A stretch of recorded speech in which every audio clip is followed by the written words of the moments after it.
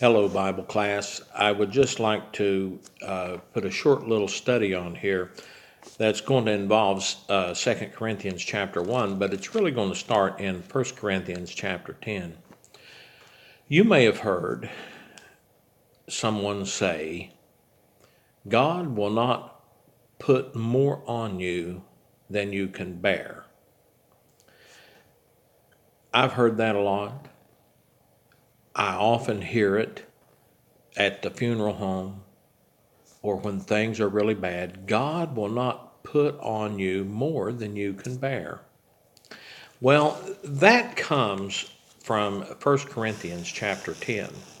And we didn't discuss it when we were there, but it also flows over into 2 Corinthians chapter 1.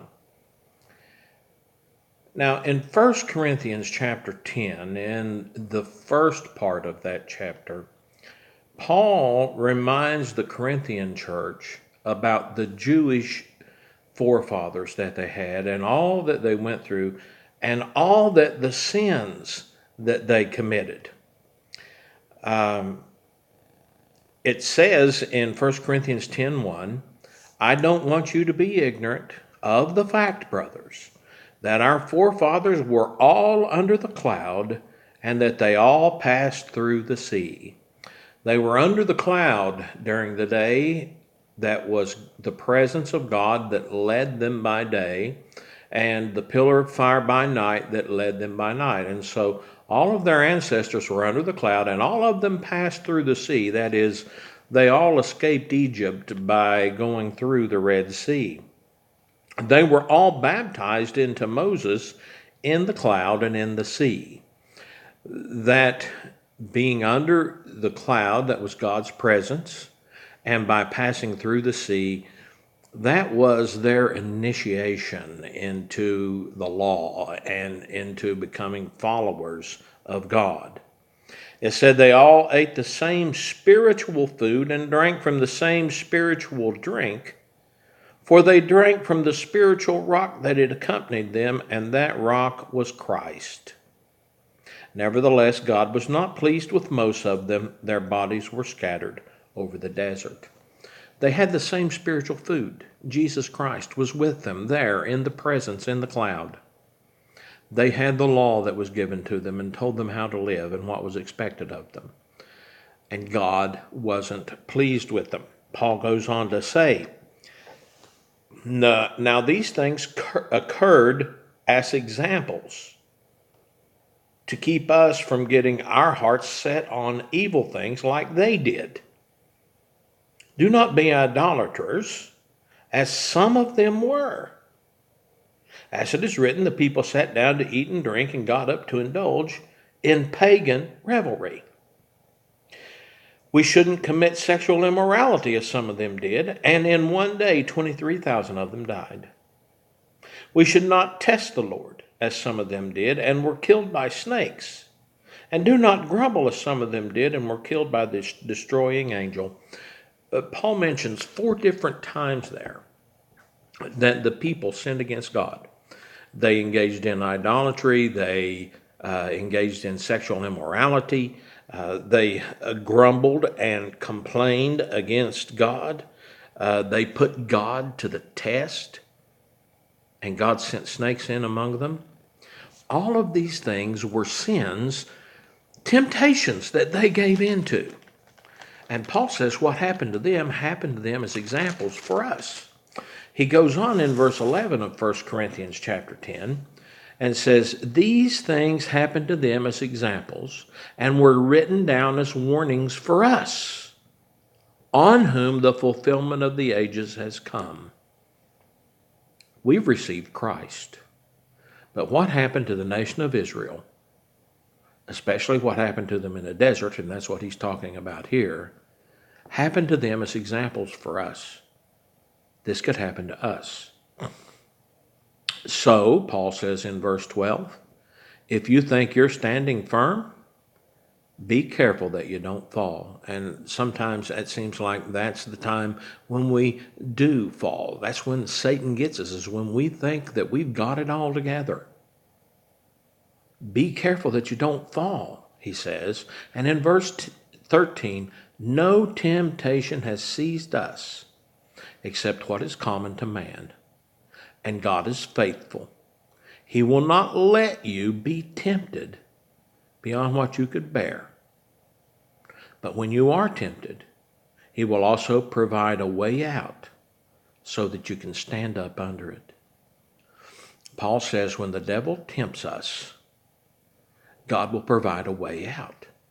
God will not allow us to be tempted beyond what He can't lead us out of.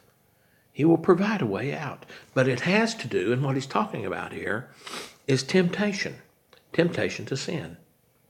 Now, over the years, people have taken this promise here that God is faithful and will not allow us to be tempted beyond what we can bear, and have applied it to everything in our lives that's a difficulty. And they say God will not put on us more than we can bear. And the Bible just doesn't say that here. It's talking about the temptation to sin. Now, I said that it has something to do with 2 Corinthians. And 2 Corinthians chapter 1, Paul says this. He's given his greetings in chapter 1 to the church at Corinth. And then in verse 8, Paul starts addressing what it was that kept him from coming to them. We do not want you to be uninformed, brothers, about the hardships we suffered in the province of Asia. We were under great pressure, far beyond our ability to endure, so that we despaired even of life. Indeed, in our hearts we felt the sentence of death, but this happened that we might not rely on ourselves, but on God, who raises the dead. He has delivered us from such a deadly peril, and He will deliver us. On Him we have set our hope that He will continue to deliver us as you help us by your prayers. Then many will give thanks on our behalf for the gracious favor granted us in answer to the prayers of many people. I think the important thing here for us to see is Paul says that he and those who were with him were under great pressure, far above and beyond their ability to endure. God allowed hardships to come on them beyond what they could endure. Why? Well, Paul says in verse 9, this happened that we might not rely on ourselves, but on God, who raises the dead.